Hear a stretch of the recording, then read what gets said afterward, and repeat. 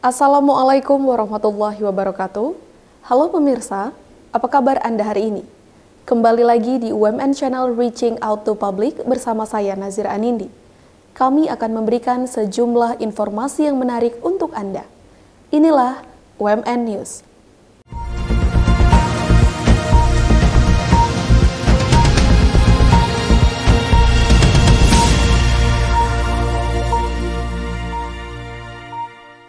Informasi pertama kami awali dengan Sivitas Akademika UMN Al-Wasliyah memperingati Isra Mi'raj Nabi Muhammad SAW 1444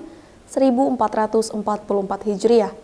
Kegiatan ini dilaksanakan sekaligus untuk menyambut bulan suci Ramadan. Universitas Muslim Nusantara atau UMN Al-Wasliyah menggelar acara peringatan Isra Mi'raj Nabi Muhammad SAW 1444 Hijriah. Kegiatan ini dilaksanakan di Aula Oka Usman UMN Al-Wasliyah pada hari Jumat 17 Maret 2023 dan dihadiri oleh Sivitas Akademika UMN Al-Wasliyah. Isra Mi'raj tahun ini mengusung tema merawat iman meningkatkan ibadah. Kegiatan ini dilaksanakan sekaligus untuk menyambut bulan suci Ramadan 1444 Hijriah.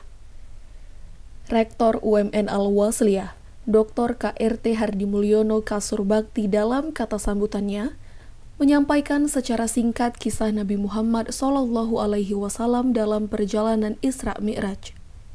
Ia mengajak seluruh sivitas akademika UMN Al-Wasliyah untuk dapat meningkatkan kualitas ibadah, terutama sholat 5 waktu, di mana perintah sholat ini diterima oleh Nabi Muhammad SAW pada saat pelaksanaan Isra Mi'raj. Diharapkan peringatan Isra Mi'raj ini dapat menjadi pengingat bagi seluruh sivitas akademika UMN Al-Wasliyah untuk senantiasa menjaga sholatnya.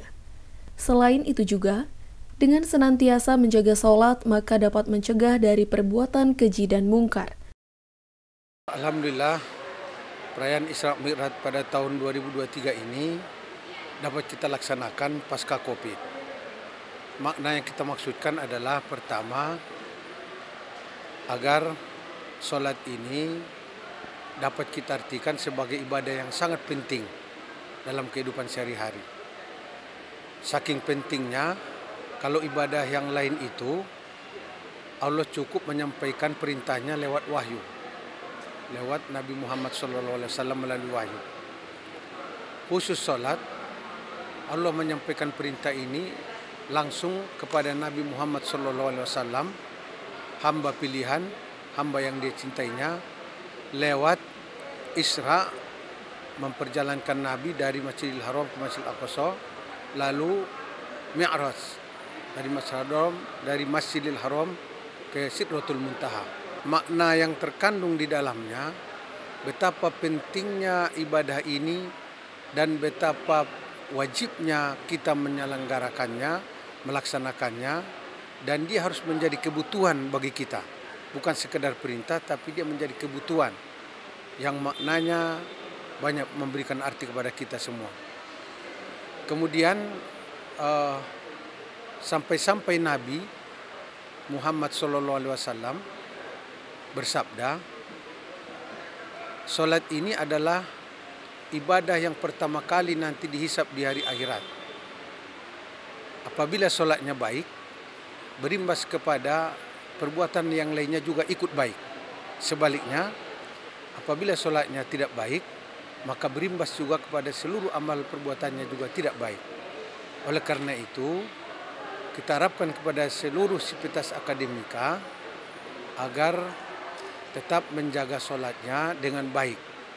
Menjaga sholat wajib ditambah dengan sholat-sholat sunat yang lain. Sampai-sampai Pak Rektor UMN Al-Wasliyah mengeluarkan kebijakan dalam bentuk SK Rektor, setiap pembelajaran harus berhenti, setiap pekerjaan harus berhenti ketika mendengar azan berkumandang. Lalu berangkat semuanya menuju sholat. Apa yang dimaksud dengan itu? Agar kita tercegah perbuatan keji dan mungkar. Harapan yang kedua, supaya seluruh perkataan, perbuatan aktivitas kita sejalan dengan syariat Islam, terjauh dari perbuatan-perbuatan keji dan mungkar, sebagaimana makna positif dari pelaksanaan sholat itu sendiri. Pada kesempatan ini, UMN Al-Wasliyah mengundang Dr. Andus Haji Khaidir Tanjung MA sebagai penceramah. Ia menjelaskan bahwa peringatan Isra Mi'raj ini dapat menjadi momentum untuk mempertebal keimanan. Ada 6 cara yang dapat dilakukan untuk mempertebal keimanan, yaitu banyak membaca kitab-kitab agama, selalu mendengarkan ceramah agama, mencari pergaulan yang baik, mencari rezeki yang halal, memperbanyak zikir, dan banyak bertafakur dengan ciptaan Allah Subhanahu wa Ta'ala. Salah satu hikmahnya untuk mempertebal keimanan kita agar kita bertambah semangat melaksanakan ibadah-ibadah apa yang diwajibkan oleh Allah. Kalau sudah iman kokoh, nggak ada alasan. Sama-sama kita menerapkannya di tengah-tengah keluarga UMN. Misalnya dari Pak Rektor disampaikan kepada para dosen, dosen menyampaikan kepada para mahasiswa, sehingga nanti dakwah ini kan bisa sampai ke mahasiswa. Jangan kita aja yang hadir yang tahu. Nah, kita kan kalau mahasiswa gini hasil ilmiah, kalau bisa dicatat yang tadi itu, yang 6 itu, sampaikan sampai ini hasilnya kita.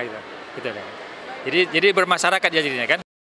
Dari UMN Al-Wasliyah, Nazira Anindi Faris Abdullah, UMN Channel mengabarkan.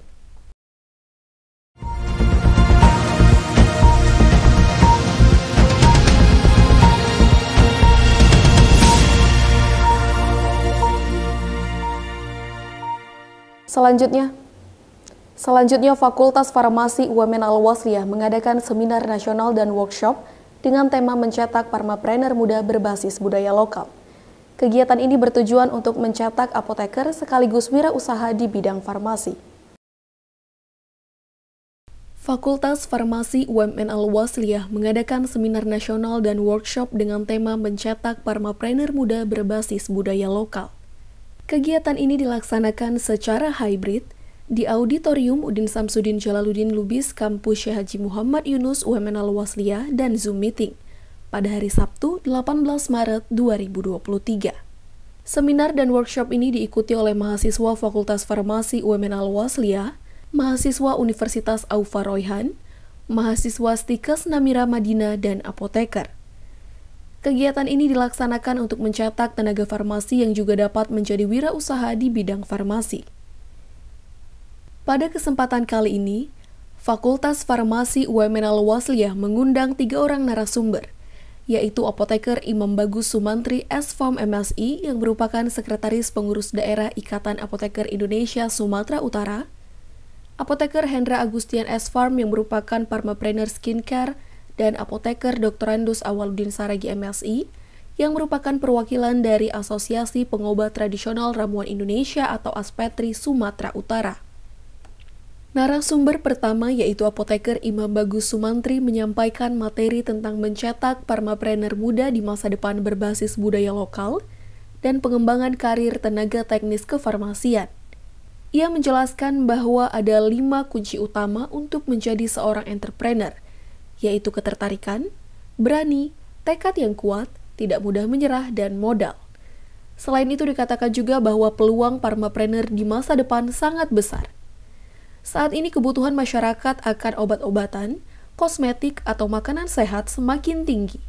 Disinilah nantinya parmapreneur dapat menjalankan tugasnya, sehingga diharapkan UMN Al-Wasliyah dapat terus mengembangkan mahasiswa agar kelak dapat menjalankan usaha di bidang kefarmasian guna meningkatkan taraf kesehatan masyarakat.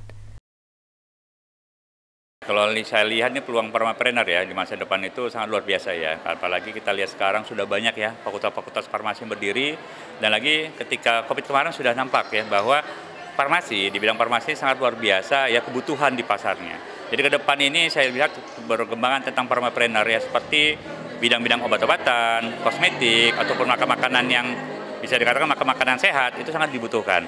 Jadi parmapreneur ataupun entrepreneur di bidang kefarmasian ini perlu terus ditingkatkan terutama di dalam UMN ya sebagai salah satu fakultas farmasi yang ada di Sumatera Utara untuk mengembangkan parmapreneur dan menjadikan mahasiswanya sebagai mahasiswa yang berwirausaha yang kedepannya dapat berwirausaha sendiri dan bisa untuk mandiri untuk mencapai ya tujuan kita yaitu meningkatkan ya derajat kesehatan juga di sini. Penyiapan ya. Salah satunya adalah mapping, tadi kita katakan mapping tentang apa potensi dirinya. Nah, Jadi mahasiswa farmasi itu banyak sebenarnya bidang-bidangnya. Salah satu bisa sebagai pelayanan, produksi, ataupun sebagai konsultan ya. Nah, bidang pelayanan seperti apotek, apakah dia baik di bidang apotek ya, bisnis apotek, apakah dia nanti bisa sebagai konsultan, satu lagi sebagai bidang produksi yang saya katakan tadi bahwa kosmetik ya, salah satu produk kosmetik sekarang yang lagi hit ini seperti skincare ya, seperti narasumber kita yang kedua tadi, Pak Hendra tadi ya, itu juga memberikan suatu motivasi bahwa produk-produk itu bisa dibuat oleh orang farmasi sendiri. Narasumber kedua, apoteker Hendra Agustian Esfam yang hadir secara daring menyampaikan materi tentang peluang farmasis di era digital. Dijelaskan bahwa inti dari seorang pharmapreneur yaitu mampu untuk membuat produk yang fit dengan target pasarnya dan bisa mendistribusikannya. Di era digital saat ini, pasti ada tantangan yang dihadapi untuk menjadi pharmapreneur muda, seperti kompetitor semakin ketat, regulasi, kurangnya pengalaman, keterbatasan sumber daya, dan kurangnya ilmu. Namun, saat ini dengan semakin berkembangnya teknologi, akan memberikan kemudahan kepada pharmapreneur untuk memperkenalkan produk yang mereka buat. Narasumber ketiga yaitu apoteker Dr. Andus Awaludin Saragi MSI menjadi pemateri workshop tentang teknik sederhana pembuatan produk herbal sebagai komoditi wirausaha bagi pemula.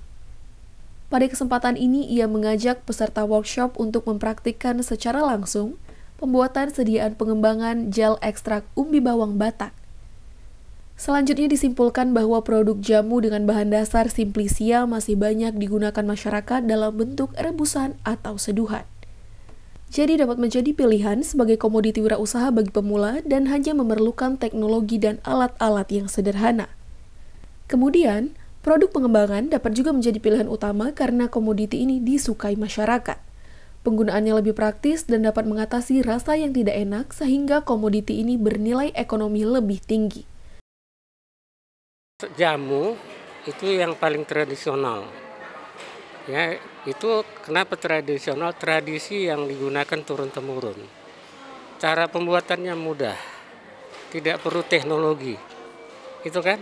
Jadi sementara khasiatnya oke, buktinya oke, kenapa? Kenapa orang tua kita dia turun-temurun dari ayahnya, atuknya, turun ke ayahnya, turun ke anaknya, turun ke cucunya. Kenapa? Karena ada khasiatnya. Yang kedua, keamanannya. Sebenarnya mereka udah melakukan uji klinis itu. Ya, uji klinis katakanlah 100 orang. Kalau 3 abad berapa orang? Jadi yakin kita bahwa produk itu dari jamu itu cukup baik. Ciptaan Allah. Yang tidak kita kadang sekarang bikin ekstrak. Bagus memang. Tapi sampahnya kita buang.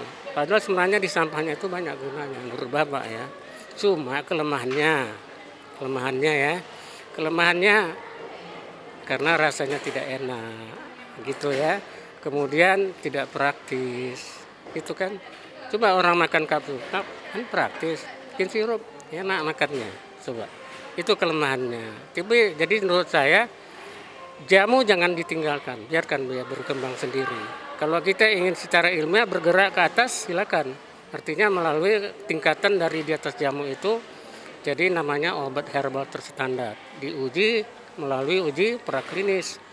Di tahap akhir dari lulus praklinis, aman dan berkhasiat pada hewan. Lanjut ke tingkat uji klinis pada manusia. Sekarang dokter, Bapak banyak berhubungan sama dokter. PPDS mereka yang Bapak tahu, itu mencari sebagai bahan objeknya, sebagai objek penelitian dia, tanaman obat. Kenapa salah satu? Mudah untuk mencarinya. Bertebaran di negeri kita. Apalagi? Jadi seperti Bapak bilang tadi, contek penelitian terdahulu, metodologinya. Bahannya tukar. Nah, ya kan? Jadi carilah bahan kalau tingkat S3 misalnya, carilah bahan yang belum pernah diteliti. Jadi caranya gimana? Istilah orang Batak, mulak tuhuta, pulang ke kampung. Tanya ompong-ompong kita, ompong kalau di hari di sini pakai apa? Ini ada, ini gampang ini, kalau makan ini udah gini. Nah, gitu. Dan itu kita teliti. Nah, kita teliti di tingkat uji praklinis. Aman tidak? Itu dulu yang penting. Tapi kalau dia sudah tradisional, turun-temurun 3 generasi, sudah dipastikan dia aman. Dekan Fakultas Farmasi UMN Al-Wasliyah, Apoteker Minda Sari Lubis S-Farm MSI sangat mengapresiasi kegiatan ini. Ia mengatakan bahwa antusias dari peserta sangat luar biasa. Hal ini terbukti dengan banyaknya pertanyaan yang diajukan oleh peserta kepada narasumber. Diharapkan setelah adanya kegiatan ini akan banyak mahasiswa farmasi yang menjadi pharmapreneur. Kegiatan seminar dan workshop yang dilaksanakan pada hari ini bertujuan untuk mencetak calon tenaga kefarmasian agar dapat menjadi pharmapreneur di dunia kefarmasian. Wah, untuk antusias para peserta sangat-sangat antusias. Saya lihat banyak yang bertanya, juga feedback yang mereka berikan kepada narasumber, juga ilmu yang diberikan narasumber ke mahasiswa kita juga luar biasa. Harapan saya setelah adanya seminar ini, nantinya mahasiswa kita selain melaksanakan kegiatan akademiknya juga dapat menjadi wirausahawan, dimulai dari yang dasar dulu, nanti setelah mereka tamat mungkin mereka bisa membuka bisnis sendiri. Selain seminar dan workshop, pada kesempatan kali ini juga, Fakultas Farmasi UMN Al-Wasliyah melakukan penandatanganan kerjasama dengan pengurus Daerah Ikatan Apoteker Indonesia Sumatera Utara, PT Millennium Pharmacon International, dan PT Pentavalent. Kerjasama ini bertujuan untuk meningkatkan kolaborasi perguruan tinggi dengan industri. PT Millennium Pharmacon International dan PT Pentavalent nantinya akan menjadi wahana praktik bagi mahasiswa farmasi UMN Al-Wasliyah. Sedangkan Ikatan Apoteker Indonesia Sumatera Utara akan menjadi naungan bagi apoteker lulusan UMN Al-Wasliyah. MOU yang kita jalin pada hari ini itu dengan PT MPI, PT Pentavalent, dan organisasi profesi Ikatan Apoteker Pengurus Daerah Sumatera Utara.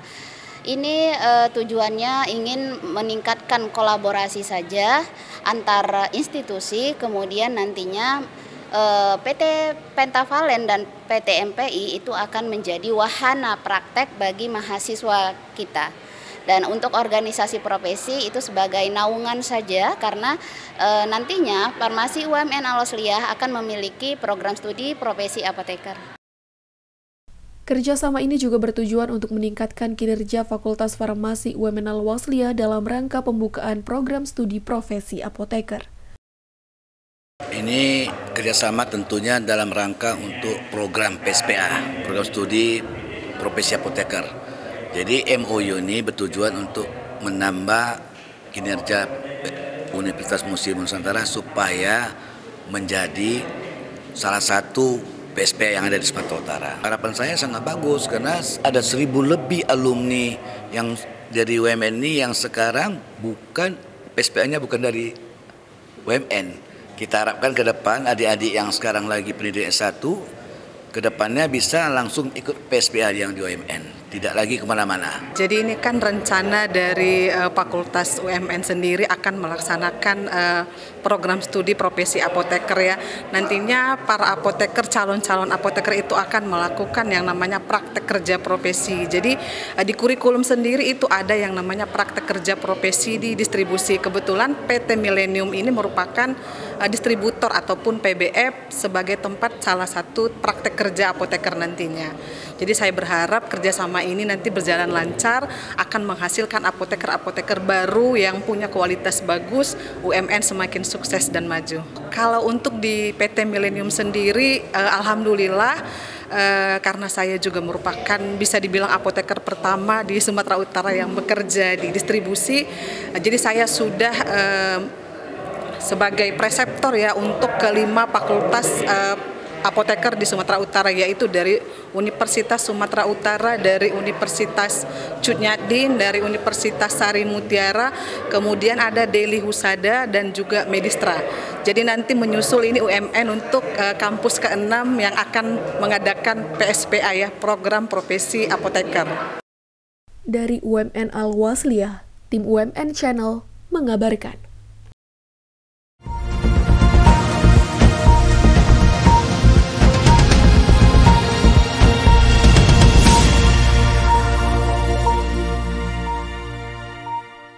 Informasi tadi sekaligus menutup jumpa kita pada hari ini. Saya Nazira Anindi beserta seluruh kerabat kerja yang bertugas pamit undur diri. Wassalamualaikum warahmatullahi wabarakatuh.